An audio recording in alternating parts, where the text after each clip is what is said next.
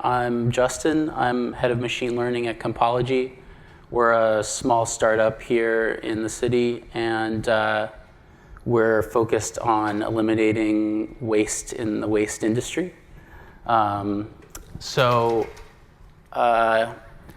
anybody tell me what's going on here? Has anyone seen this photograph before? Probably not. It's a little old.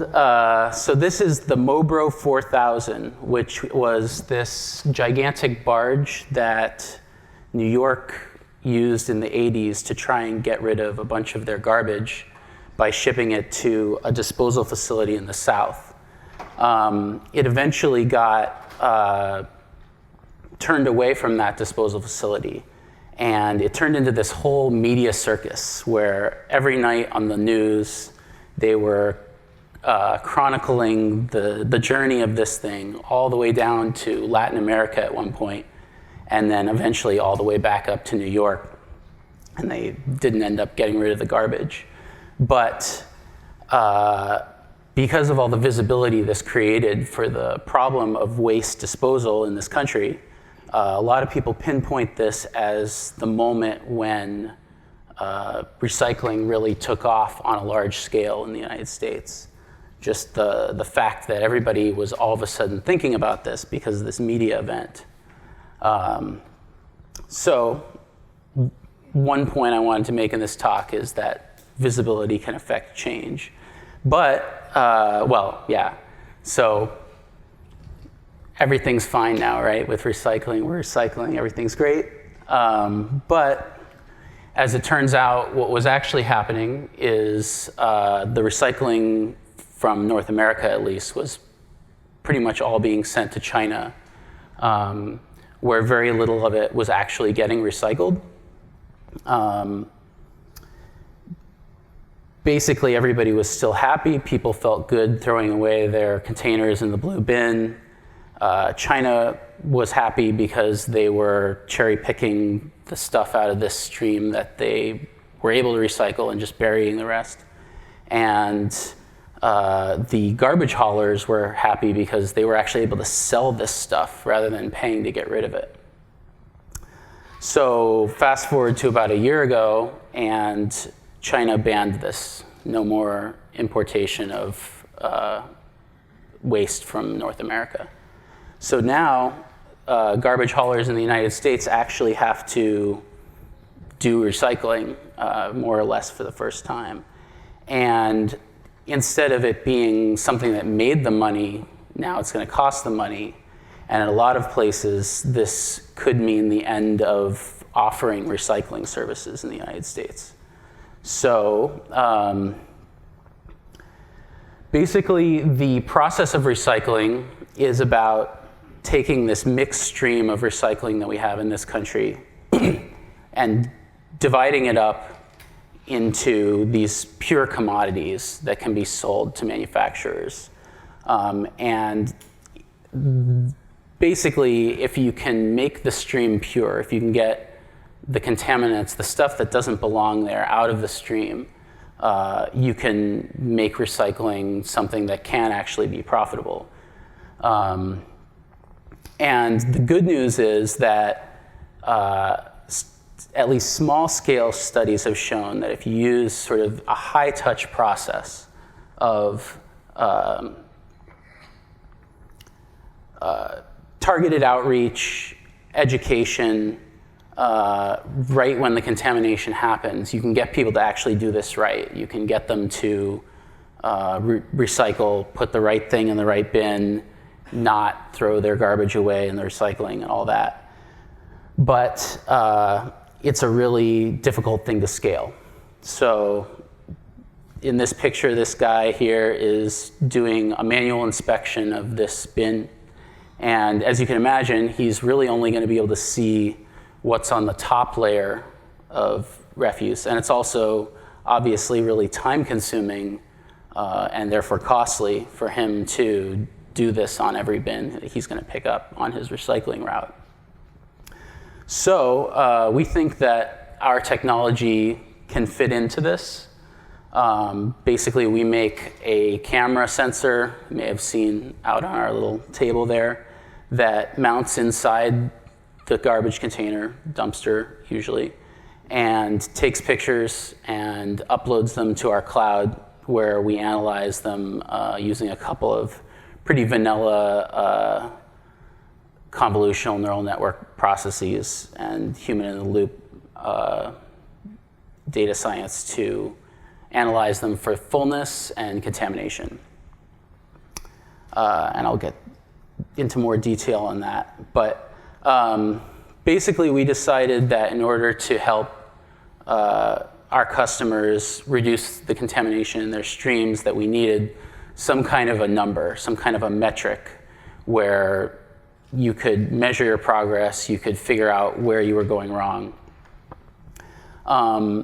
So the facilities that sort recycling, little side note, we call them MRFs, materials recovery facilities. They can handle a certain amount of the wrong stuff coming in. They sort it out, but there comes a point where there's too much contamination in the stream and it just clogs everything up and slows everything down and things grind to a halt. So we needed something that would identify those contaminants. And then when those contaminants did appear, we want them to be able to make sort of real-time decisions about it, like things like reaching out to the customer or changing that dumpster to a refuse route rather than sending it to the recycling center. And then we also wanted them to be able to, over time, build up aggregate data about who's doing well, who's not, if they're getting better, if they're getting worse. So we needed something that was sensitive. So if somebody's already pretty good at recycling but has some room for improvement, we want that to be able to show up in the score. Effort to purify, that's sort of the concept that if you had this big bag of trash here and somebody was in a facility sorting on this conveyor belt, they could just remove this one thing, and then if it's just the one large object, they would have solved the problem, right? But if you had, for example, 1,000 little styrofoam packing peanuts, that would be about 1,000 times as hard to purify, right? So our metric is based on counts of contaminants. But we wanted to still be able to let our customers slice and dice the data however they wanted. You know, if they want to just look at this group of customers or that geography or that month. And then finally, it had to be something that was easy to explain to people. So in some cases, our customers, if they're garbage haulers or municipalities, are going to actually be levying fines for people who are chronic contaminators. And so in that case, they're going to need to be able to explain to a person, you know, we accept this certain amount of contamination, but you have surpassed that, and that's why you're being charged. So we called it CScore, and it's basically defined as the count of contaminants that we detect divided by the volume of material disposed from the dumpster. So smaller is better, and yeah, as I was saying before, you can slice and dice it a bunch of different ways. There's no like logarithmic scale in it or anything. It's just this sort of simple linear metric. Here's how, some examples, hypothetical examples of how it would shake out.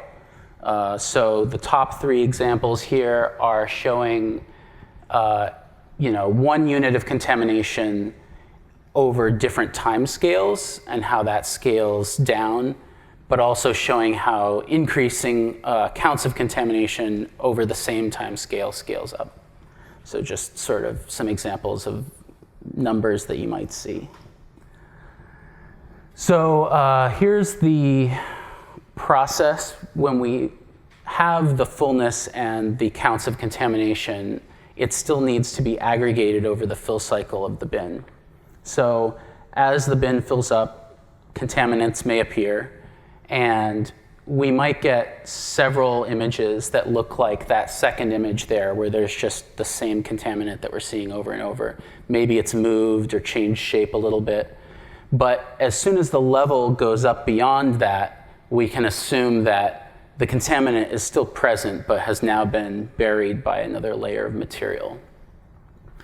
And we continue doing that process as the bin fills up. And then at the point where the fill cycle ends and the bin is dumped, we calculate the C-score. So in this case, this bin had 3 counts of contamination. It was 50% full. We know that it was a 4-yard dumpster, so C-score of 1.5. So that's how we designed the metric. Let's talk about how this actually works out in the real world. And, you know, last presentation of the day, we gotta have a raccoon GIF. So this got deployed on about 2,000 bins. Company's called Waste Management. It's the largest national garbage hauler, mostly in Portland and Seattle, and tracked over 6 months' time.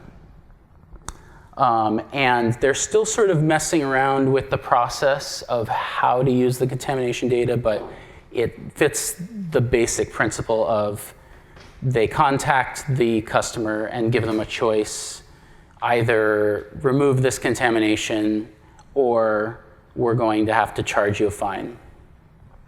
And what we see is that it goes down. So this is C-score itself. We see this, drop off in the amount of contamination that's happening here in this metric that we've designed. But we also see sort of a corresponding drop in the percentage of contaminated pickups, which is nice because this is showing that not only are we reducing the total amount of contamination that's happening, but we're also increasing the number of completely clean pickups. It's not just some of the worst contaminators that are like toning it down, but there's actually an increase in clean pickups in the system.